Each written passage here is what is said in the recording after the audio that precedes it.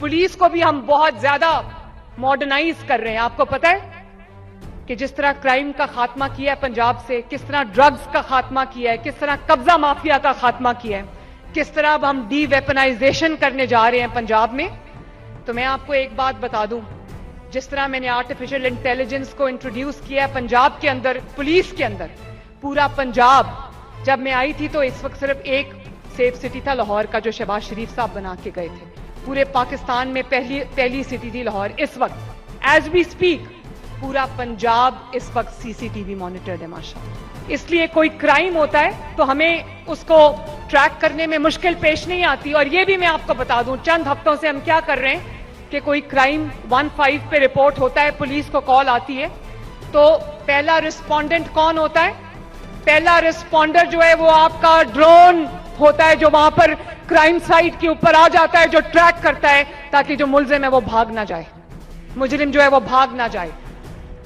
तो ये सब मैं आपके लिए कर रही हूं ताकि आपको एक बेहतर पंजाब मिले।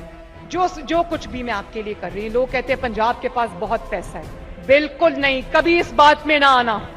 जो सूबे ये बात करते हैं कि पंजाब के पास बहुत पैसा है, हर किसी के पास एनएफसी के तहत अपने अपने हिस्से का बहुत ज्यादा पैसा है। हां, एक फर्क है, पंजाब के पास जितना भी पैसा है वो पंजाब के अवाम पे लग रहा है। आप जो सूबे ये बात करते हैं वो अपनी नाअहली, अपनी नालायकी और अपनी करप्शन को छुपाने के लिए बड़े आराम से जबान हिला के ये कह देते हैं कि पंजाब जो है वो उसके पास बहुत पैसा है। ये बात मैं ऑन ओथ आपके साथ शेयर कर रही हूं और साबित कर सकती हूं फैक्ट्स एंड फिगर्स के साथ कि अपने एनएफसी शेयर के तहत पंजाब को सबसे कम हिस्सा मिल रहा है, क्योंकि पंजाब के अंदर पाकिस्तान की 60% आबादी रहती है।